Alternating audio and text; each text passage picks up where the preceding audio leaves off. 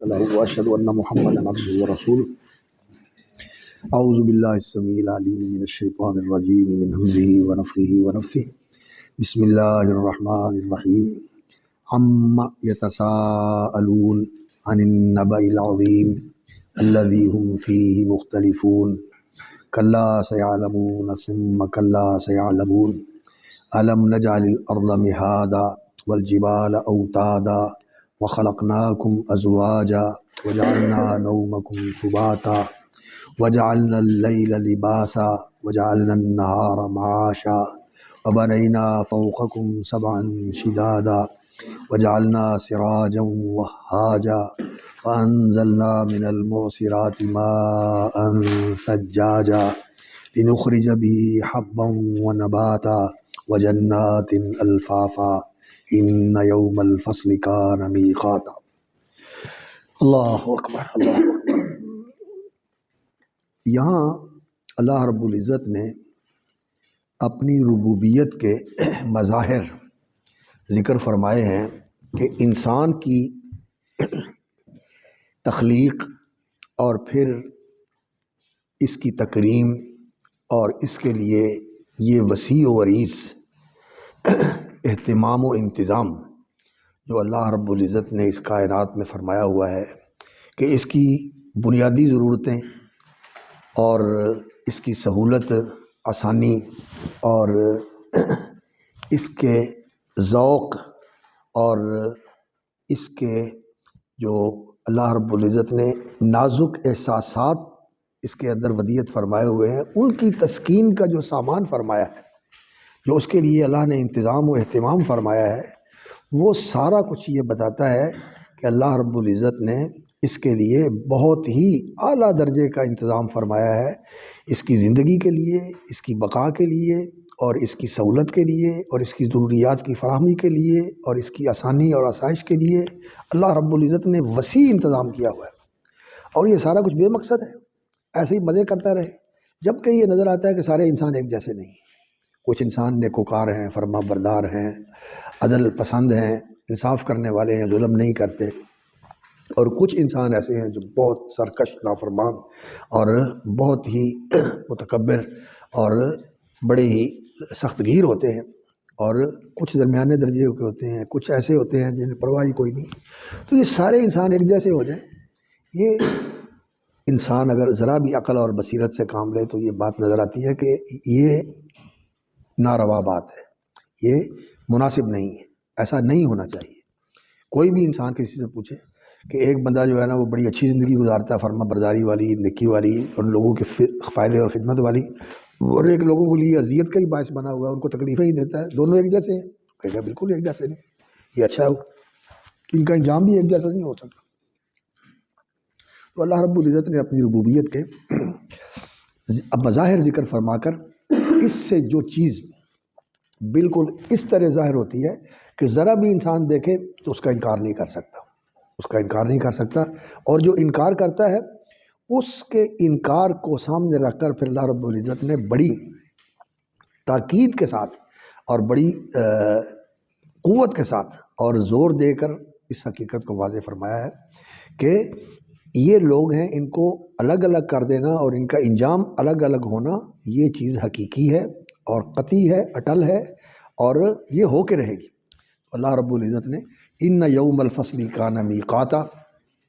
ان سارے استفہامات تقریریہ کے بعد جس چیز کی تقریر فرمائی وہ یہ ہے ان یوم الفصل کان میقاتا. اما یتساءلون، کس چیز کے بارے میں پوچھتے ہیں، آپس میں بحثیں کرتے ہیں، باتیں کرتے ہیں، پوچھ گچھ کرتے ہیں. اما یتساءلون، کس چیز کے بارے میں وہ آپس میں پوچھ گچھ کرتے ہیں. یہاں عن النبأ العظیم یہ اسی اما کے ماتحت ہے، یہ اسی استفہام کے ماتحت آیا ہے. عن النبأ العظیم، عن النبأ العظیم، یہاں حمزہ استفہام جو ہے یہ مقدر ہے. عن النبأ العظیم، کیا اس بڑی خبر کے متعلق، ثقلت فی السماوات والارض، جس کے لیے پوری کائنات ہر وقت جو ہے وہ اندیشے میں مبتلا ہے کہ وہ آنے والا وقت ہے جب ہر چیز درم برم ہو جائے گی. تو عن النبأ العظیم، وہ مولانا اصلاحی رحمۃ اللہ علیہ نے لکھا ہے کہ یہاں استفہام جو ہے نا یہ اگرچہ یہاں جملہ جو ہے عن النبأ العظیم یعنی یتساءلون عن النبأ العظیم اس کے ماتحت معلوم ہوتا ہے، لیکن کہتے ہیں کہ حقیقت یہ ہے کہ عما یتساءلون کس چیز کے بارے میں وہ آپس میں پوچھ گچھ کرتے ہیں، عن النبأ العظیم کیا اس عظیم خبر کے متعلق الذی ہم فیہ مختلفون جس میں یہ آپس میں اختلاف کرتے ہیں۔ اختلاف ایک تو ان کی باتیں مختلف ہیں، اور دوسرا یہ اس چیز کے بارے میں آپس کے اندر فکری تناقض میں مبتلا ہے، یعنی اللہ رب العزت کو خالق بھی مانتے ہیں، اسے رب بھی مانتے ہیں، اللہ کو خالق بھی مانتے ہیں، اسے رب بھی مانتے ہیں، اسے حکیم بھی مانتے ہیں، اسے رحیم بھی مانتے ہیں، یہ اللہ کی ساری صفتیں مانتے ہیں، اور پھر اس کائنات کو ایسا کہتے ہیں کہ بس انسان یہاں بے مہار ہے اور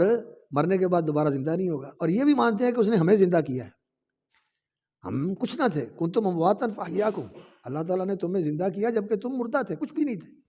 انسان جو ہے لم یکن شیئا مذکورا، تو اللہ نے عدم سے اس کو وجود بخشا، اور اللہ رب العزت نے کن چیزوں سے اس کو اللہ رب العزت نے یہ اتنا خوبصورت اور اتنا باصلاحیت وجود اللہ تعالیٰ نے عطا فرما دیا، تو کیا دوبارہ پیدا کرنا اس کے لیے مشکل ہے؟ نہیں، وَهُوَ أَهْوَنُ عَلَيْهِ خَلْقُ السَّمَاوَاتِ وَالْأَرْضِ أَكْبَرُ مِنْ خَلْقِ النَّاسِ، ایک یہ بات ہے، اور دوسری جگہ هُوَ الَّذِي يَبْدَأُ الْخَلْقَ ثُمَّ يُعِيدُهُ وَهُوَ أَهْوَنُ عَلَيْهِ وَلَهُ الْمَثَلُ الْأَعْلَى فِي السَّمَاوَاتِ وَالْأَرْضِ، سورۃ الروم کے اندر فرمایا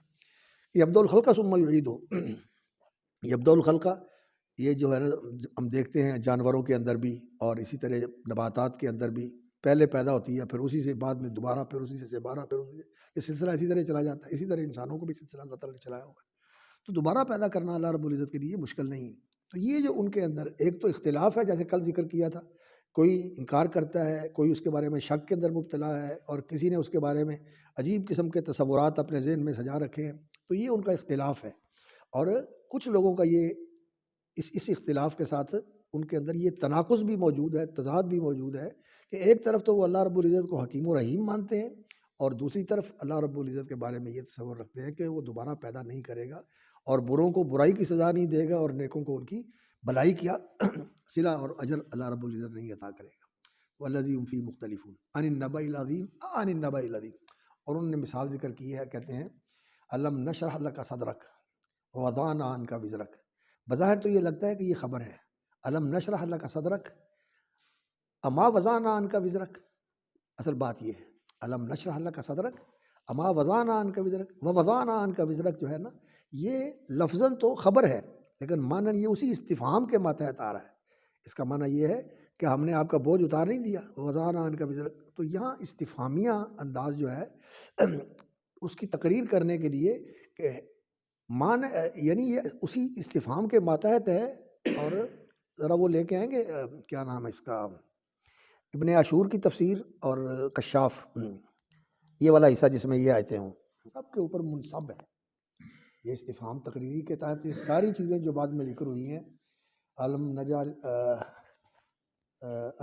الارض مہادا والجبال اوتادا وخلقناکم ازواجا وجعلنا نومکم سباتا، تو یہ ساری استفہام تقریری کے ماتحت یہ ساری چیزیں ذکر ہوئی ہیں۔ اور یہ استفہام تقریری کا اسلوب کیوں نہیں اختیار کیا، اما خلقناکم ازواجا اما جعلنا نومکم سباتا، بلکہ اس کو مقرر کی شکل میں، جیسے خلقناکم ازواجا وجعلنا نومکم سباتا، یعنی ثابت شدہ چیز حقیقت کی شکل میں خبریہ طور پر بیان کر دیا ہے، اس لیے کہ اس استفہام تقریری کا نتیجہ کیا ہے، اس خبر کا اثبات۔ استفہام تقریری کا نتیجہ کیا ہے، اس خبر کا اثبات۔ استفہام تقریری یعنی جو چیز استفہامیہ انداز میں پیش کی جا رہی ہے اس کا اثبات مقصود ہوتا ہے نا،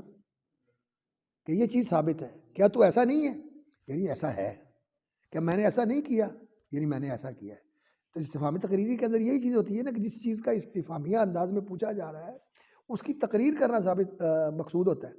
تو یہاں الم نجعل الارض مہادا والجبال اوتادا، اس کا تو تقریر استفہام انکاری کی صورت میں اور تقریر کی صورت میں اس بات کیا، اور بعد میں پھر جو چیزیں ہیں ان کے اندر بھی یہ استفہامیہ اسلوب موجود ہے، وہ اسی استفہام تقریری کی، استفہام انکاری اور تقریری کی شکل میں آئی ہیں، اس کے ماتحت ہیں، اس پر وہ اسی سیاق میں آئی ہیں، لیکن ان کا اسلوب بدل دیا اور ان کو خبر کی شکل میں ذکر کر دیا، اس لیے کہ یعنی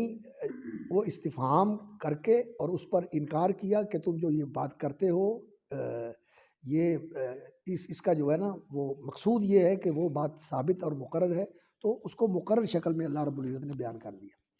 انہوں نے اس کا ذکر کیا ہوا ہے، اور اب زمخشری نے تو ذکر نہیں کیا،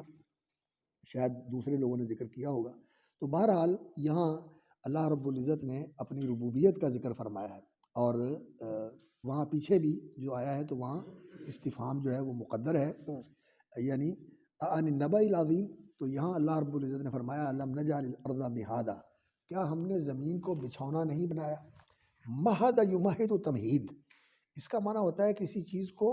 ہموار کر دینا اور اس چیز کو نرم اور ملائم بنا دینا۔ اسی سے مہد جو ہے بچے کا بچھونا ہوتا ہے، جو اس کے لیے نرم، گداز اور آرام اور راحت رسانی والا بنایا جاتا ہے۔ تو زمین جو ہے اللہ رب العزت نے انسانوں کے لیے سکون اور راحت کی جگہ بنائی ہوئی ہے، میعاد۔ یہ ایسے ہی ہے جیسے ماں نے بچے کو گود میں لیا ہوتا ہے اور اس کے لیے بچھونا بنایا ہوتا ہے اور اس کے لیے جھولا بنایا ہوا ہوتا ہے۔ اللہ رب العزت نے زمین کو ہمارے لیے بچھونا اور جھولا بنایا ہوا ہے۔ اس کے اندر جھولا بھی ہے کہ زمین گھوم رہی ہے اور حرکت کر رہی ہے، اور ہمیں سنبھالا ہوا بھی ہے اس نے، اور ہمارے لیے یہ راحت کی جگہ ہے کہ ہم جیسے چاہیں اس کو استعمال کر سکتے ہیں۔ اس کو کھودنا چاہیں کھود بھی سکتے ہیں، چلنا چاہیں چل بھی سکتے ہیں، اور اس میں کوئی چیز اگانا چاہیں اگا بھی سکتے ہیں، اور کوئی چیز اس سے لینا چاہیں لے بھی سکتے ہیں۔ بہت زیادہ اللہ نے اس کے اندر ہمارے لیے منفعت رکھی ہوئی ہے۔ الم نجعل الارض مہادا، اور مہد کا معنی اصل میں فراش ہوتا ہے، بچھونا بنا دیا ہے۔ والجبال اوتادا، اور پہاڑوں کو اللہ رب العزت نے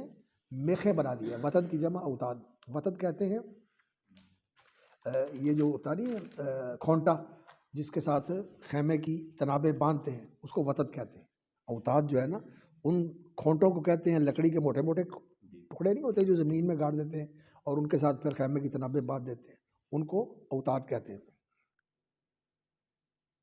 اور جو لوہے کا ہوتا ہے اس کو مسمار کہتے ہیں، اس کو مسمار کہتے ہیں،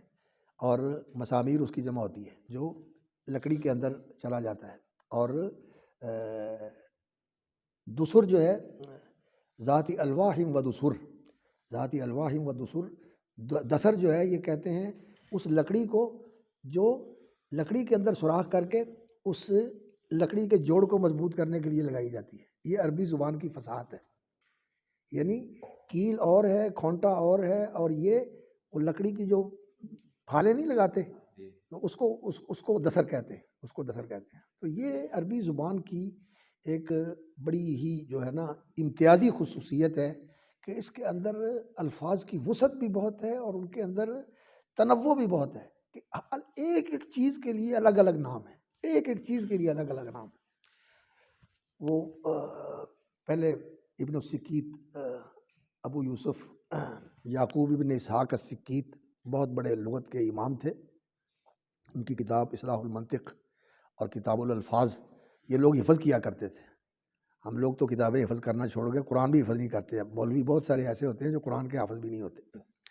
تو قرآن بھی حفظ کرنا لوگوں نے چھوڑ دی۔ تو پہلے لوگ یہ کتابیں حفظ کیا کرتے تھے، اور ان کے اندر اصلاح المنطق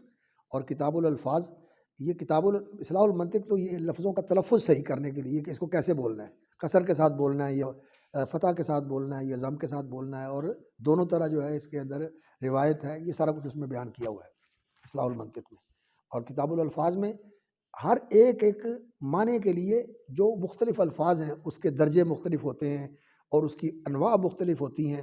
ان کو ظاہر کرنے کے لیے جو کتاب الالفاظ، اس کو فقہ اللغہ بھی کہتے ہیں، وہ تو چھوٹی کتاب ہے۔ اور المخصص جو ہے ابن سیدہ کی، وہ میرا خیال ہے 6-7 جلدوں کے اندر ایسی ہی کتاب ہے جس میں ہر ایک چیز کے لیے جو ہے نا مختلف الفاظ ہیں، اور اس کی نوعیتیں اور صفات جب مختلف ہو جاتی ہیں تو اس کے لیے لفظ بھی مختلف آتا ہے، اس کے لیے مختلف لفظ۔ اتنی وسعت دنیا کی کسی زبان میں نہیں ہے، جو ہم لوگ تو خیر ایک آدھ زبان کے علاوہ اور کوئی جانتے نہیں ہیں، بلکہ کوئی بھی زبان ہمیں صحیح معنوں میں نہیں آتی، جیسے کہ گہرائی اور وسعت کے ساتھ کسی زبان کا بندے کو عالم ہونا چاہیے۔ یہ ہماری بڑی کوتاہی ہے۔ زبانوں کا علم جو ہے نا یہ بھی اللہ رب العزت کی بہت بڑی نعمت ہے کہ انسان کو اللہ رب العزت بیان کی صلاحیت عطا فرمائے، زبان کا علم ہو اور پھر استحضار بھی ہو، اور انسان جو ہے اپنے مدعا کو بہتر طریقے سے بیان کر سکے، اور اس کے اندر بلاغت بھی ہو۔ اور بلاغت یہی ہوتی ہے کہ الفاظ بھی واضح ہوں اور اسلوب بھی بڑا مؤثر ہو، اور بات ایسی ہو کہ دل میں اتر جائے، انسان کے کان سے ہوتی ہوئے اس کے دل میں اتر جائے۔ یہ بلاغت جو ہے نا، یہ قرآن کے اندر تو اعجاز کی بلاغت ہے اور معجز ہے، اور رسول اکرم صلی اللہ علیہ وسلم کو بھی اللہ رب العزت نے یہ صلاحیت عطا فرمائی تھی، اور جو لوگ بھی اس موضوع پر محنت کرتے ہیں اللہ تعالیٰ انہیں اس میں سے حصہ فراوان عطا فرماتے ہیں۔ کوشش کرنی چاہیے اس چیز کی انسان کو۔ تو خیر بات یہاں سے آ گئی تھی اوتاد، وتد سے۔ وتد کس کو کہتے ہیں؟ تو یہ میخ جو ہے لکڑی کی میخ کو کہتے ہیں، لکڑی کی میخ کو کہتے ہیں۔ والجبال اوتادا وخلقناکم ازواجا۔ تو یہاں جو ہے نا خبر تو اسلوب تو خبریہ ہے، لیکن ہے یہ اسی استفہام تقریری کے متحد کہ یعنی الم نخلقکم ازواجا، کہ ہم نے تمہیں جوڑا جوڑا نہیں پیدا کیا۔ تو چونکہ اس استفہام سے تقریر مقصود ہے تو اللہ رب العزت نے یہاں مقرر حقیقت کی صورت میں ہی اس کو ذکر فرما دیا، وخلقناکم ازواجا، اور ہم نے تمہیں بنایا ہے جوڑا جوڑا،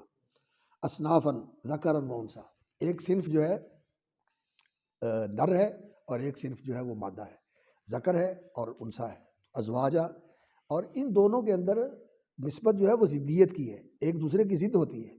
لیکن ضدیت کے باوجود اللہ رب العزت نے ان دونوں کے درمیان توافق اور تناسب رکھا ہوا ہے، ایک دوسرے کی طرف کھینچتا ہے اور دوسرے کو کھینچتا ہے، اور ان کے آپس میں درمیان میں تجاذب ہے، اور ایک کے اندر جس چیز کی کمی ہے دوسرا اس کو پوری کرتا ہے، اور ایک کی جو ضرورت ہے دوسرا اس کو فراہم کرتا ہے۔ اللہ رب العزت نے ان کو باہم اس طرح ایک دوسرے کے ساتھ توافق اور تناسب اور تجاذب اور اس طرح کا اللہ رب العزت نے ترابط، ارتباط پیدا کر دیا ہے جو اس کی قدرت کا شاہکار ہے، جو اس کی قدرت کا شاہکار ہے۔ اور یہ مرد عورت میں تو موجود ہے، جانوروں بھی موجود ہے۔ اللہ رب العزت نے اس چیز کو ایسا حقیقت عامہ کی شکل میں بیان فرمایا ہے کہ وَمِن كُلِّ شَيْءٍ خَلَقْنَا زَوْجَيْنِ، کہ اللہ رب العزت نے ہر چیز کے اندر یہ زوجیت کی نسبت رکھی ہوئی ہے، ہر چیز کا جوڑا موجود ہے، ہر چیز کا جوڑا موجود ہے۔ اللہ رب العزت نے ہر چیز کے لیے اس کی، جیسے زمین ہے، آسمان ہے، ظلمت ہے اور نور ہے، اسی طرح شتاء ہے اور صیف ہے، اسی طرح آگ ہے اور پانی ہے، اور اسی طرح اللہ رب العزت نے ہر چیز کو جوڑا جوڑا بنایا ہوا ہے۔ وَمِن كُلِّ شَيْءٍ خَلَقْنَا زَوْجَيْنِ لَعَلَّكُمْ تَذَكَّرُونَ۔ اور اسی سے علماء جو ہے نا وہ استدلال کرتے ہیں، وہ کہتے ہیں کہ دنیا کے ساتھ اللہ تعالیٰ نے اس کا جوڑا آخرت بنائی ہوئی ہے، دنیا کے ساتھ اللہ رب العزت نے آخرت بنائی ہوئی ہے۔ تو دنیا ہو اور آخرت نہ ہو، یہ ایسے ہی ہے کہ اندھیرا ہو اور روشنی نہ ہو، نہیں، جہاں روشنی ہے وہاں اندھیرا بھی ہے، ایک وقت میں روشنی ہے ایک وقت میں اندھیرا ہے، ایک جگہ پر روشنی ہے دوسری جگہ پر اندھیرا ہے۔ اللہ رب العزت نے ہر چیز کو جوڑا بنایا ہوا ہے، اور اللہ خود جو ہے ان اللہ وطر یحب الوطر، اور الواحد الاحد، وہ ایک ہے اور اکیلا ہے، اکلوتا ہے اور یکتا ہے اور یگانہ ہے، اور وہ کوئی بھی اس کے ساتھ اس جیسا نہیں، نہ کو اس کی مثیل، نہ کو اس کے مماثل، اور نہ کو اس کی نظیر، اور نہ کو اس کی تکمیل کرنے والا۔ وہ اپنی ذات میں کامل بھی ہے اور اپنی ذات میں یکتا و یگانہ بھی ہے، اور الواحد الاحد الصمد الفرد ہے، سبحانہ وتعالی۔ اللہ اکبر، اللہ اکبر۔ وخلقناکم ازواجا وجعلنا نومکم سباتا، اور اللہ رب العزت نے تمہاری نیند کو کاٹ دینے والی بنایا۔ سبت کا معنی ہوتا ہے کاٹ دینا۔ نیند کاٹتی کس چیز کو ہے؟ نیند کاٹتی ہے عمل اور حرکت کو، انسان کا تحرک، بھاگ دوڑ، یہ ختم ہو جاتی ہے نیند سے، انسان کے اوپر سستی طاری ہو جاتی ہے، بدن ڈھیلا پڑ جاتا ہے، اور پھر آنکھوں میں اونگ آ جاتی ہے، اور پھر نیند آ جاتی ہے، اور پھر انسان بے حس و حرکت سو جاتا ہے۔ اور یہ جب انسان بے حس و حرکت ہو کر سوتا ہے اور عمل اور بھاگ دوڑ کے ساری مصروفیات اس کی منقطع ہو جاتی ہیں، تو پھر جو انسانی صحت کے متعلق اور بدن کے افعال کے متعلق آگاہی اور معرفت رکھنے والے حضرات ہیں، ان کا کہنا ہے کہ اللہ رب العزت نے اس جسم کے اندر ایک ایسا سسٹم بنایا ہوا ہے کہ جب یہ جو ہمارے جسم کو کنٹرول کرنے والا دماغ ہے، جس کا تعلق دل کے ساتھ ہوتا ہے، اور وہ دل کا آلہ ہے، دماغ جو ہے وہ دل کا آلہ ہے، اصل ملک جو ہے وہ بادشاہ دل ہے، اور آلہ وہ اس کا دماغ ہے، اور دماغ جو ہے پھر وہ پورے جسم کو کنٹرول کرتا ہے۔ تو وہ جو دماغ ہے وہ اس جسم کے اندر جو کام کرنے کی وجہ سے ناکارگی آتی ہے، کام کرنے کی وجہ سے ناکارگی آتی ہے، وہ اس کی اصلاح کرتا ہے اور اس کا بدل تیار کرتا ہے، اور اس ناکارگی کی وجہ سے جو ایندھن یا جو آپ اس کو کہہ لیں کہ ایسا مواد جسم کے اندر اکٹھا ہوتا ہے جو نکل جانا چاہیے. آپ کسی چیز کو تراشتے ہیں تو اس کا برادہ ہوتا ہے، تراشتے ہیں، کوئی چیز استعمال ہوتی ہے تو اس سے کچھ نہ کچھ چیز نکلتی ہے. تو یہ جو کچھ جسم کے اندر سے نکلتا ہے، یہ پھر وہ اس کو اسی جسم کے اندر سے نکالنے کا نظام جو ہے نا وہ بنایا ہوا ہے اللہ رب العزت نے. وہ پسینے کی شکل میں، وہ براز کی شکل میں، وہ بول کی شکل میں، وہ تھوک اور کھنکار کی شکل میں وہ انسان کے جسم سے یہ چیزیں خارج ہوتی رہتی ہیں. انسان کا جسم نیا بنتا ہے اور پہلا جو ہے وہ خارج ہو جاتا ہے اور نیا اس کی جگہ لے لیتا ہے. اور یہ کام دماغ جو ہے اس عرصے میں کرتا ہے جس وقت انسان سو رہا ہوتا ہے. اس وقت انسان سو رہا ہوتا ہے، اس لیے انسان تھوڑی دیر بھی سو لے تو انسان کا جسم تازہ ہو جاتا ہے اور انسان کو نئی قوت اور نئی نشاط جو ہے وہ حاصل ہو جاتی ہے. تو نیند کو بعض علماء اس کا معنی آرام کرتے ہیں. وہ آرام جو ہے اس انقطاع سے حاصل ہوتا ہے، جسم کو آرام مل جاتا ہے، اور جب منقطع ہوتا ہے تو اس کی تھکاوٹ دور ہو جاتی ہے، تاب ختم ہو جاتی ہے، اور اس کو اللہ رب العزت پھر دوبارہ بحال کر دیتا ہے. تو وجعلنا نومکم سباتا. وعلیکم السلام. تو کہتے ہیں اصل السبت القطع. سبت کا معنی اصل میں یہ ہوتا ہے القطع. یوم السبت کس لیے کہا جاتا ہے اس کو یوم السبت؟ کہ اللہ رب العزت نے 6 دنوں میں کائنات کو پیدا کیا، فی ستۃ ایام، اور یہ 7واں دن جو تھا اس میں اللہ رب العزت نے کچھ نہیں کیا، یعنی اللہ تعالیٰ نے کام جو ہے وہ ختم کر دیا 6 دنوں میں پورا کر کے. یہ یوم السبت ہے.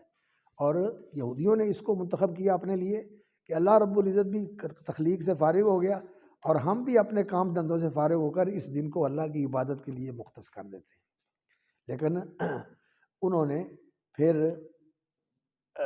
وَاسْأَلْهُمْ عَنِ الْقَرْيَةِ الَّتِي كَانَتْ حَاضِرَةَ الْبَحْرِ إِذْ يَعْدُونَ فِي السَّبْتِ إِذْ تَأْتِيهِمْ حِيتَانُهُمْ يَوْمَ سَبْتِهِمْ شُرَّعًا وَيَوْمَ لَا يَسْبِتُونَ لَا تَأْتِيهِمْ. تو انہوں نے اس کا انتخاب کیا لیکن پھر اس کی رعایت بھی نہیں کی انہوں نے، یعنی اس کی پاسداری بھی نہیں کی. پھر ان کے لیے یہ حکم تھا کہ اس دن میں کوئی کام نہیں کرنا سوائے عبادت کے. تو پھر انہوں نے کوئی راستے جو ہے نا وہ اور نکالنے شروع کر دیے کہ وہ ہمارے ایک دوست بتانے لگے، کہنے لگے یہ یہودی ہے نا، یہ اس طرح ماچس کی تیلی جلانا جو ہے نا اس کو بھی سمجھتے ہیں کہ یہ بھی یوم سبت کی حرمت کے خلاف ہے. تو سگریٹ منہ میں انہوں نے لیا ہوتا ہے تو دوسرے کو کہتے ہیں